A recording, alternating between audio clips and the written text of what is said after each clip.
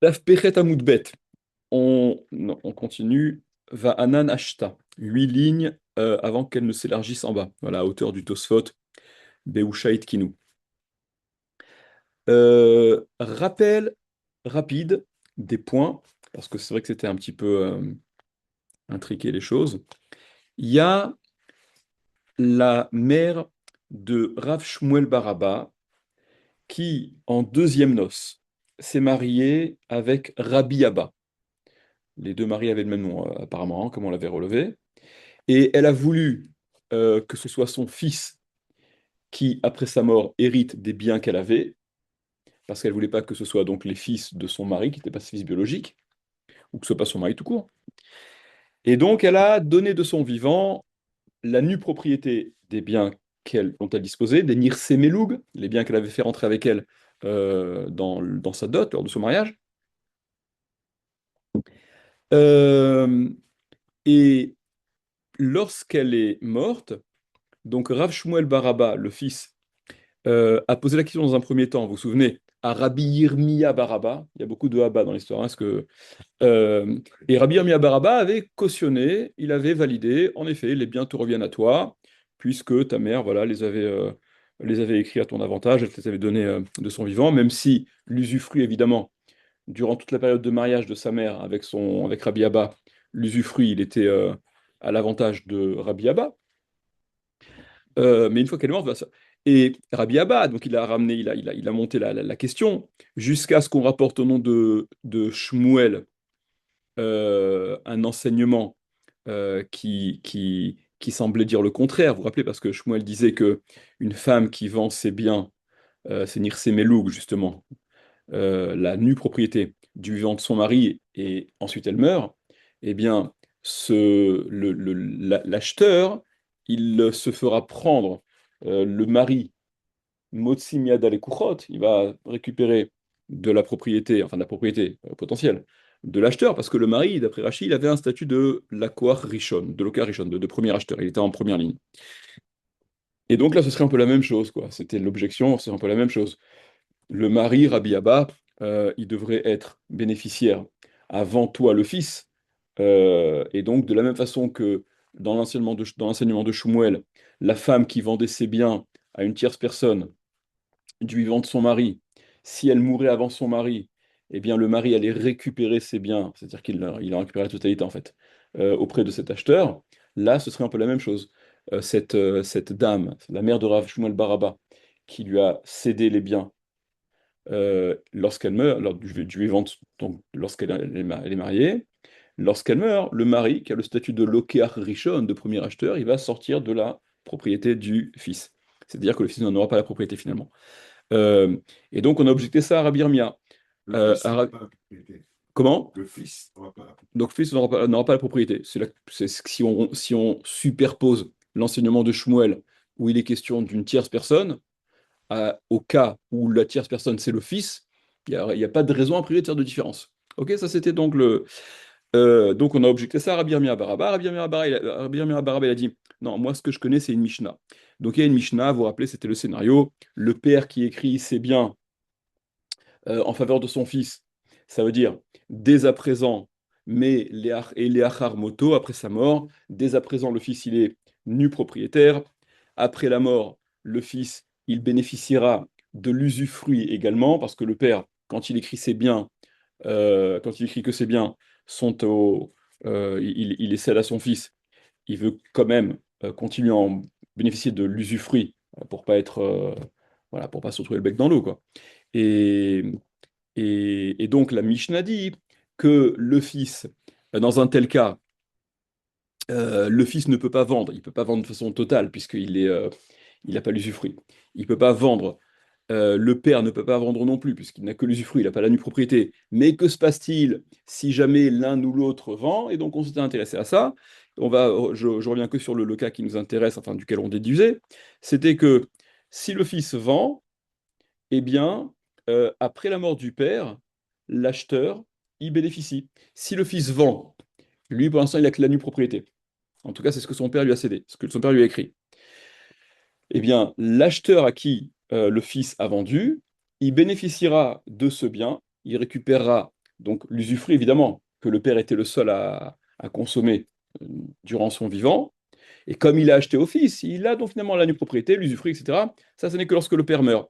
Mais on a vu qu'il y avait, euh, on avait vu qu'il y avait une grille de lecture différente dans cette Mishnah. Il y avait une discussion, une marloquette dans cette Mishnah entre Rabbi Shimon ben Lakish et Rabbi Yochanan.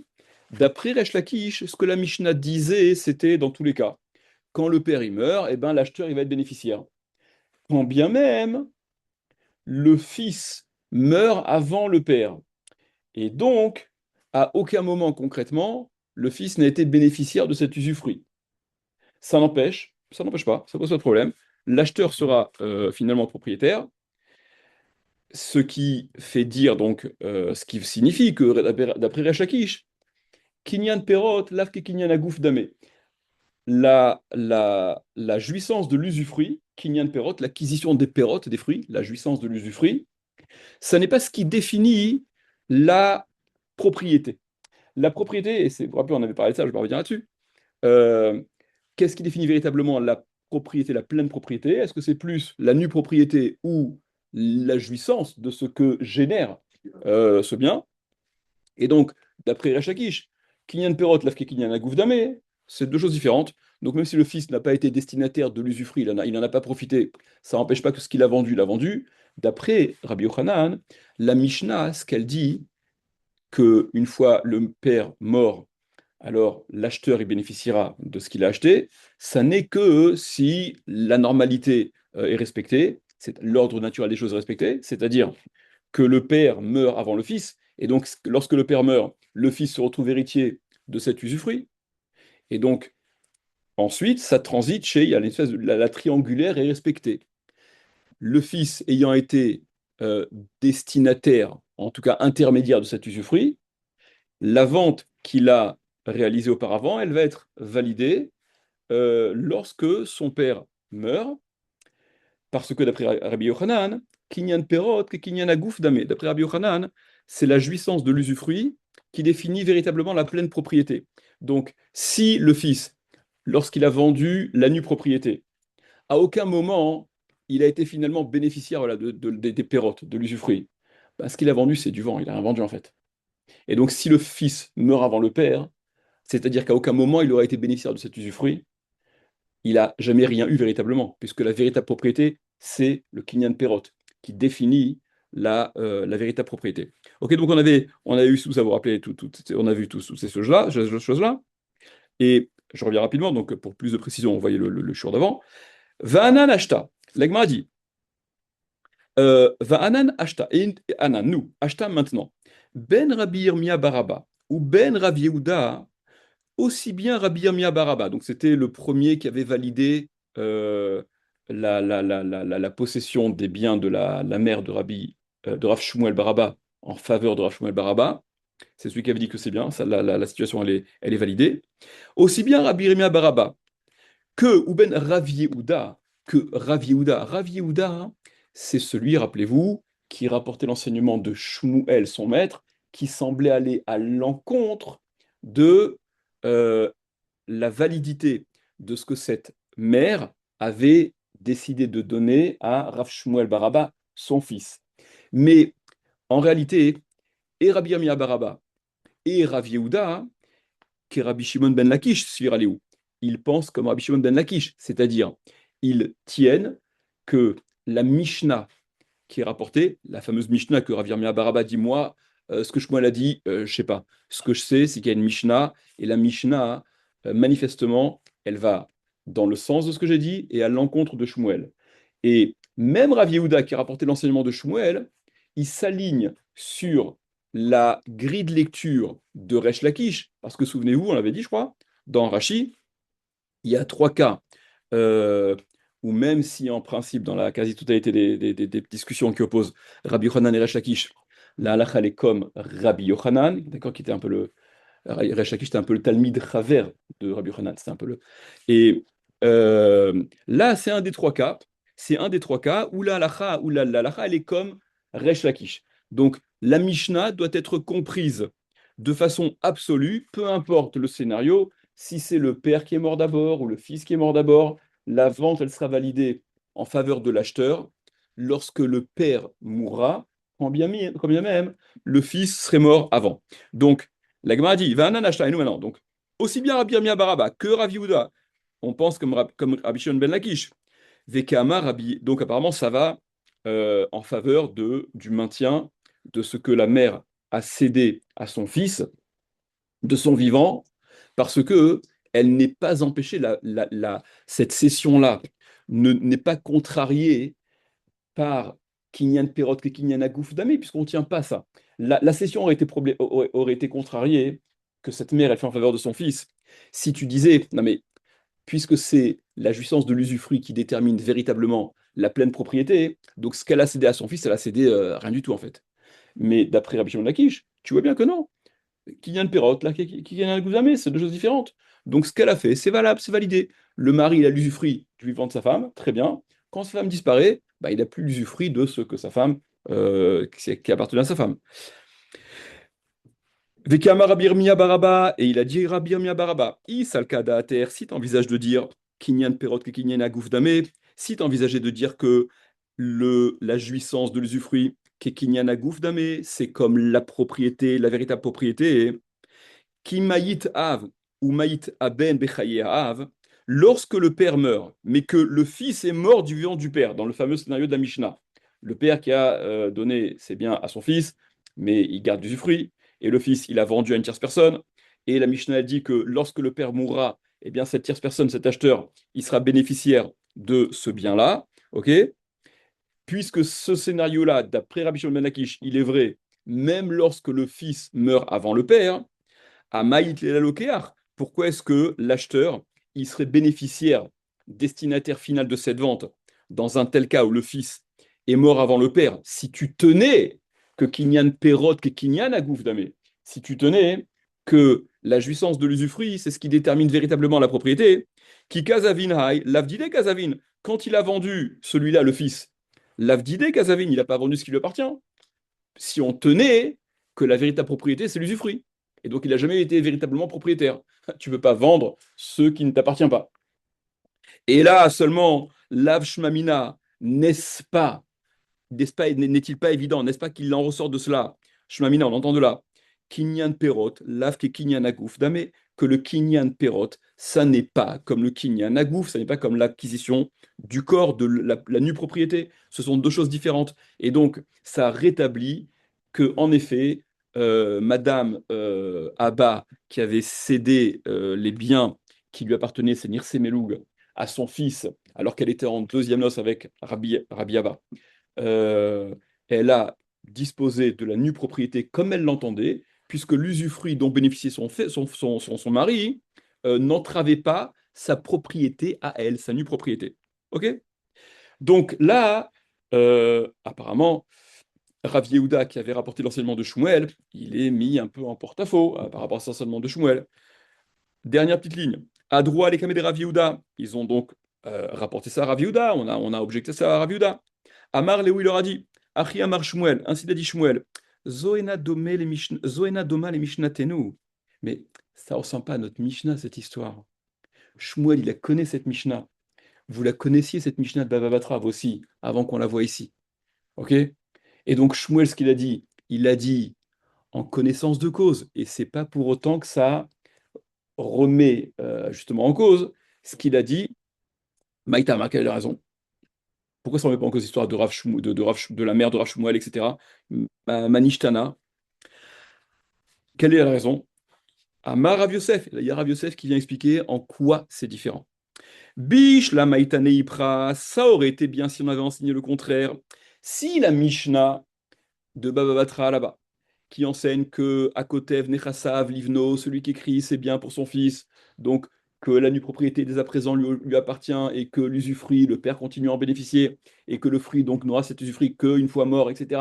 Et que si le fils il a vendu, eh bien la vente elle sera validée quand le père il meurt, peu importe, le père d'abord, le fils d'abord. Si c'est le contraire, si c'est le scénario inverse qui avait été enseigné, à savoir le fils, regardez, Hakotev Nechasav le Aviv, on est à la deuxième grande ligne, celui qui écrit que ses biens sont pour son père, Ika le mifshat mina, alors là, on aurait pu déduire de cette Mishnah, en effet, des kinyan perot, lav ke kinyan agouf dame, que le kinyan perot, l'acquisition des perot, la jouissance de l'usufruit, lav ke kinyan agouf dame, ça n'est pas comme l'acquisition du corps du bien, de la nue propriété. Pourquoi? C'est-à-dire, si on avait enseigné le fils qui écrit, donc qui cède ses biens en faveur de son père, en se préservant, le fils, l'usufruit jusqu'à sa mort. Et que dans un tel cas, le père a vendu une tierce personne, et que la Mishnah avait dit, eh bien, lorsque le fils mourra, cette tierce personne, cet acheteur, sera bénéficiaire de cette vente, la vente sera validée. Là, j'aurais pu déduire en effet qu'il y a la distinction totale à faire entre la jouissance de l'usufruit et la pleine propriété, parce que... Deux secondes, deux secondes, deux secondes, deux secondes, deux secondes. D'accord? Et par conséquent, hein, si le distinguo est à faire que l'usufruit, la jouissance de l'usufruit, ne contrarie pas combien tu disposes de ce bien, par conséquent, j'aurais en effet pu déduire que ce qu'elle a fait la mère là, de Rav Shmuel Baraba, hein, qui lui a cédé ses biens, ça marche. Et là, Ashta, regardez, et là, Ashta, mais, peut-être on fait Rachi. Allez, prenons Rachi s'il vous plaît, d'abord, ça va être plus simple, ça va être plus clair. Allez, Akotev Nechasav le Aviv, c'est un peu plus haut. Celui qui écrit ses biens à son père.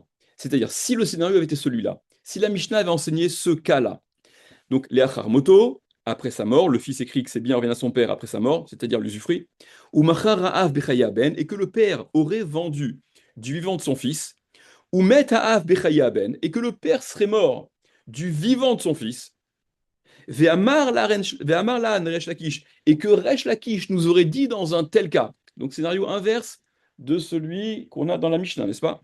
Et que dans un tel cas, Resh Lakish aurait dit, des canalokiar, que dans un tel cas, l'acheteur, il a acquis, il se retrouve propriétaire final de ce bien. Shaminan mina, alors on aurait entendu de là, on aurait déduit de là, en effet, que Mishum de Kinyan Perot, Shehen Knuin Naben, parce que le Kinyan Perot, l'usufruit qui n'était acquis que au fils, puisque le fils s'est réservé la jouissance de l'usufruit durant jusqu'à sa mort. Là, et en l'occurrence, le père, il est mort avant le fils dans ce scénario-là. Donc, là, Kinyan Agouf mais là, on aurait bien pu déduire que tu vois bien que le Kinyan Perot, ça n'est pas comme le Kinyan Agouf. Le fils, il a été bénéficiaire du fruit tout le temps. Le père, il est mort avant, il n'en a jamais bénéficié. Et pour autant, hein, la vente que le père a fait vis-à-vis de l'acheteur, elle est validée. Donc, la vente n'est pas contrariée par la jouissance de l'usufruit. J'aurais pu déduire ça en effet. Aval acheta, mais maintenant, Dilma Hainu Tahama des canal mais dans le cas, Tachles, concrètement, dont parle la Mishnah, où c'est le père qui cède ses biens à son fils, en tout cas la nue propriété, Dilma, peut-être que Hainu Tahama des canal peut-être que la raison pour laquelle l'acheteur il acquiert la vente, donc l'objet de la vente, que le fils réalise et qu'elle sera validée cette vente une fois que le père sera mort, Afalgav des loatilidés des ben, bien que ça ne soit pas passé entre les mains du fils, dans le cas où le fils est mort avant le père. Mishum dera ou il est yorshohu, c'est parce que dans ce scénario-là, il y a une différence fondamentale, c'est que le fils, il est apte à hériter du père. Alors c'est ce que la Gemara va dire juste après, hein, on l'a vu dans Rachid d'abord, mais ça explique un peu le... Puisque, je vais revenir là-dessus, je vais revenir sur ce point-là. Continuons Rachid d'abord. Ve'af falgav de be'alma ke kinyana guf dame, c'est-à-dire, même si on maintient, même si en général, on maintenait que kinyan perot que kinyan agouf dame, même si on maintenait que l'opinion à retenir était celle qui fait dépendre la pleine propriété du bien de la jouissance de l'usufruit. Eh bien, malgré ça, Acha ici, dans notre cas, où le père il cède son bien, la nue propriété, à son fils, mais il s'en réserve l'usufruit, même si tu considères que c'est la jouissance de l'usufruit qui définit véritablement la pleine propriété, Acha Goufa, ici, de toute manière, Vadai Akne Av Laben Bechayav le Mochran, c'est sûr que dans ce cas précis-là, le père, il aurait fait acquérir ce qu'il aurait fait, les implications de cette cession de ses biens à son fils, c'est que justement, il lui fait acquérir Av Laben, le père au fils, Bechayav, de son vivant, du vivant du père, les Mochan, de pouvoir les vendre, ses biens, Keshe Yirtse, quand il voudra, le fils, même du vivant du père, Dei Mishum Lacharmita, parce que si c'était pour pouvoir en bénéficier, les Acharmita, après sa mort au père, Belavachi Ava Yaritle, ben, même sans ça, le fils en aurait hérité. De toute manière, il a fait quoi le père? Il a changé quoi dans l'histoire? Quelles conséquences de ce que le père est écrit que c'est bien, dont il dispose, la nue propriété, est acquise à son fils, mais qu'il n'aura la jouissance de l'usufruit qu'après la mort de son père. Mais de toute manière, donc concrètement, le fils, ok, il a un truc devant lui auquel il ne peut pas toucher. Mais de toute manière, le père, une fois mort, il fait hériter à son fils de ses biens. Attends, pourquoi il peut pas rendre? Après, mais Hanan ne peut pas vendre. Qui? Le fils. Si le père lui donne alors qu'on pense que c'est père. Non, au contraire, attention.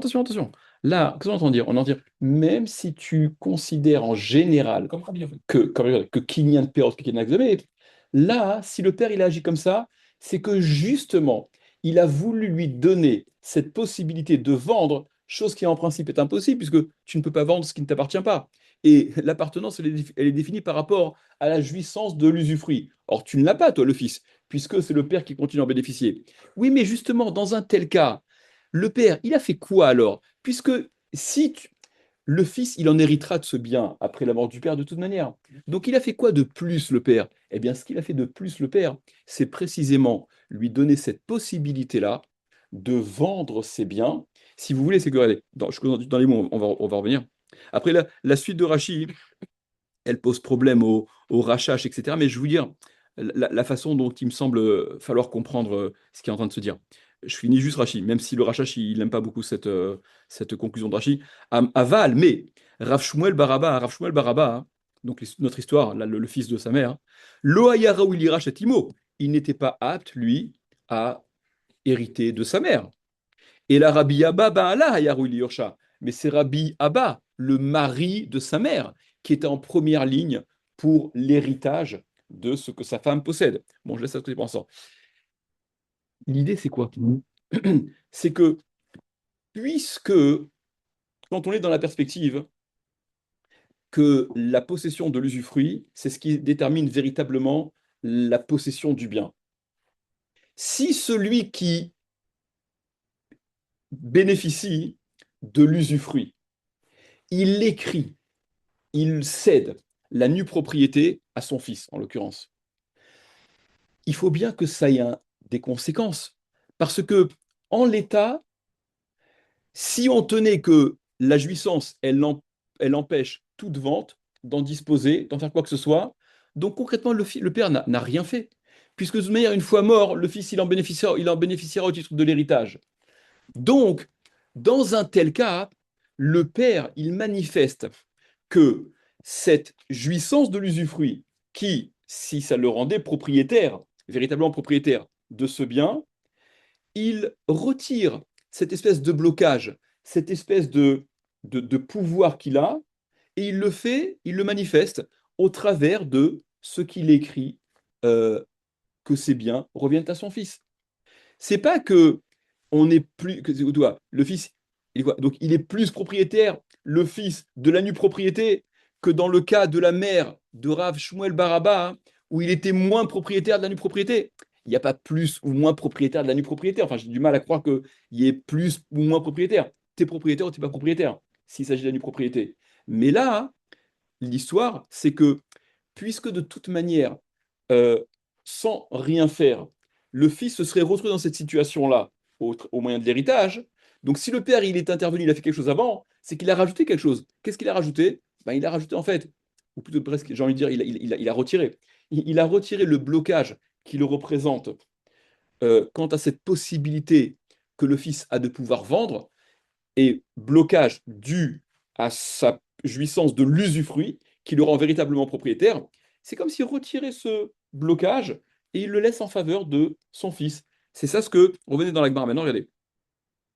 Donc, là, je reprends la deuxième ligne rapidement. Donc, Rav Yosef disait, ça aurait été bien si on avait enseigné le contraire, que Akotev Nechasav Le'aviv, celui qui écrit c'est bien, revienne à son père. Ikalemi Mina, on aurait pu déduire de là des kinyan perot, lafki kinyan agoufdame, que la jouissance des pérotes, de l'usufruit, ça n'est pas la véritable propriété, comme on a expliqué. Et là, Ashta, mais maintenant, Ashta, c'est-à-dire que dans le cas présent, et là, Ashta, des katanées que nous avons enseigné à Kotev Nechasav Livno, que celui qui écrit ses biens en faveur de son fils. Le scénario de la Mishnah, c'est le cas inverse.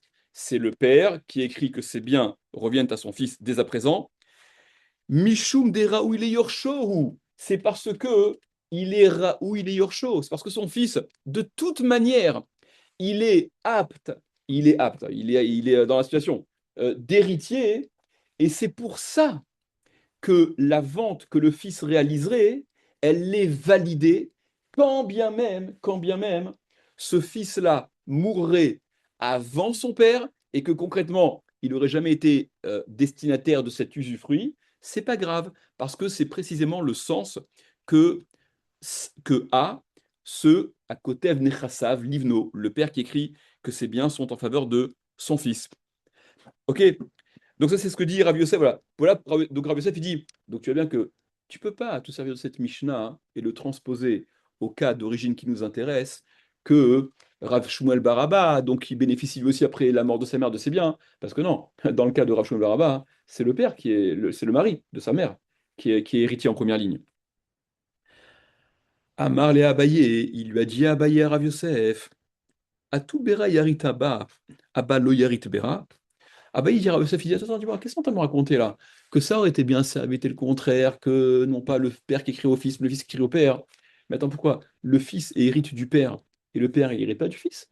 Il n'y a pas un lien d'héritage aussi en faveur du père dans un cas où le fils, ben, par exemple, il n'a pas d'enfant.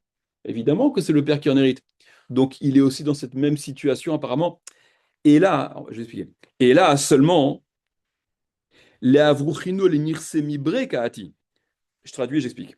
Et là seulement, les avruchinu, n'est-ce pas que les avruchinu, euh, pour les faire fuir, l'ivroir, s'enfuir, n'est-ce pas que c'est pour faire fuir, pour préserver les nirse, les biens, mibré kaati, de son fils, kaati qu'il est venu, c'est-à-dire, Abaye, il dit, n'est-ce pas que ce dont parle Rav Yosef, le cas dont parle Rav Yosef, le scénario inverse, où c'est le fils qui écrit que ses biens sont donc cédés à son père après sa mort, ça parle d'un cas où le père n'aurait pas été bénéficiaire de ses biens si le fils n'avait pas écrit que ses biens reviennent à son père. C'est-à-dire dans un cas où le fils, qui donc écrit que ses biens sont en faveur de son père, il a exactement, il a lui-même un fils et il veut pas que ce soit son fils à lui qui hérite de ses biens, parce que son fils apparemment c'est pas un bon garçon, et donc il préfère que son héritage aille en faveur de son père. Donc dit Abaye, n'est-ce pas que toi, Rav Yosef, ton histoire, ce que tu as en tête, c'est quoi? C'est que dans un cas où le père aurait écrit que c'est bien, le fils, pardon, le type celui du milieu, aurait écrit que ses biens sont en faveur, il cède ses biens à son père.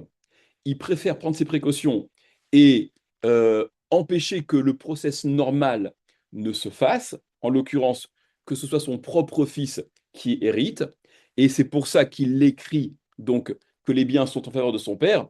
N'est-ce pas que s'il le fait, c'est parce que il veut, comme la Gemara disait, comme il dit, les avruchino linir semibré. Il veut faire fuir, il veut sauver, il veut préserver ses biens de son propre fils à lui, que ce soit son propre fils qui en hérite. Donc dire à Yosef, à Hanami, eh ben ici aussi, dans le cas de la Mishnah, si c'est comme ça, hein, il y a aussi les mêmes raisons d'expliquer que la Mishnah, celle qu'on a concrètement, le cas du père qui écrit que ses biens sont à son fils, à Kotev, Dechasav, Livno, etc. Euh, Leavruchinu lenirse me'achu ati. Il faut dire me'achu et non pas me'achua, comme j'imagine que ça doit être ponctué je ne sais où. Euh, Hanami, ici aussi, lorsque c'est le père qui écrit que ses biens sont en faveur de son fils, mais là aussi, c'est l'avruchinu pour les faire fuir ses biens, c'est-à-dire pour les sauver ses biens, les nirse des biens, donc de la propriété et du bénéfice, mais à roue de son frère à lui, à son autre fils, à son autre fils, qui est le frère de celui en faveur duquel il écrit ses biens, Ati. Parce qu'il s'agit d'un cas, Dieu explique de la même façon, soit cohérent, que la Mishnah, celle qu'on a, c'est le cas d'un père qui a deux enfants, deux fils, ou même plus. Ok, on va simplifier, il y en a deux. Un, c'est un bon garçon, l'autre, c'est un sale gosse. C'est plus qu'un gosse, c'est un sale type. Parce que c'est un gosse, il peut changer. Et donc, il préfère déshériter celui qui n'est pas un bon garçon au profit de celui qui est un bon garçon. Et par conséquent, si tu expliques que là aussi, c'est la motivation de ce père qui a écrit ses biens en faveur de son fils pour aiguiller en faveur de celui à qui il veut faire hériter, ce fils-là, mais c'est tout, c'est que ça. Ne vient pas y mettre, comme on l'a dit juste avant, s'il a écrit, de toute manière, il aurait été héritier, donc s'il a écrit, c'est qu'il a voulu lui donner un droit supplémentaire de pouvoir vendre. Mais non, aucun rapport, pas du tout. Il a écrit ses biens en faveur de ce fils-là pour que ses biens à ce père, il aille à ce fils-là et pas au rachat qui lui ne mérite pas d'avoir ses biens. C'est tout, c'est ça l'histoire. Et par conséquent, revient, si on l'explique comme ça, la preuve en faveur de Rav Shmuel Baraba, enfin en faveur, pour qu'il bénéficie des biens de sa mère. Voilà, le Kinyan Perot, l'Afke Kinyan Agoufdame. Donc, si ça peut se faire, si ça marche, si la vente elle est validée, c'est que la jouissance de l'usufruit ne conditionne absolument pas la nue propriété. Parce que dans un tel cas, on a dit que le fils qu'il a fait s'est vendu, et la raison pour laquelle le père lui avait donné les biens, c'était pas pour lui donner cette possibilité supplémentaire, pas du tout. C'était pour s'assurer que son patrimoine il soit utilisé à bon escient par quelqu'un de bien, de moral et compagnie, et non pas par un truand. Ok, Rabotai, on peut continuer un peu. Ok, on a compris. Ok. Quatrième ligne avant la fin. Et là, seulement, Maï et Nadoma la Mishnatenu. Donc, Abaye qui vient. Maintenant, Abaye, le problème, c'est que il vient dire. Donc, Rav Yosef, tu vois ce que tu dis, ça ne tient pas la route. Donc, ce que Shmuel a dit, que notre Mishnah, le cas de Rav Shmuel Baraba, le fils de sa mère, ça ne ressemble pas à notre Mishnah. Qu'est-ce que ça veut dire, ça ne ressemble pas à notre Mishnah? C'est quoi la différence? Qu'est-ce qui fait que on ne doit pas agir de la même façon? Et la Mayena de Malamishatou, donc c'est quoi? Elle ne ressemble pas à notre Mishnah, hein. Mishum Takanat Usha, c'est à cause de Takanat Usha. Takanat Usha, je vous avais déjà dit, hein, que à Usha, Usha, donc c'était un des centres importants à l'époque de la Gemara, en Bavel évidemment, où il y a beaucoup d'institutions, beaucoup de takanot qui sont rapportés, Takanat Usha. Mais Usha et Tkinu, ils ont institué à Usha, hein. De Amar Rabbi Yossi bar Hanina, qu'il a dit Rabbi Yossi bar Hanina, Beusha Itkinu, Ausha, ils ont institué. Haisha Shemacha Benirse Meluk Bechaye Bala. Ça a été une takana, c'est une institution. La femme qui vend ses Nirse Melug, donc la nue propriété, vous vous rappelez la catégorie Nirse Melug, ce qu'on avait expliqué la fois d'avant.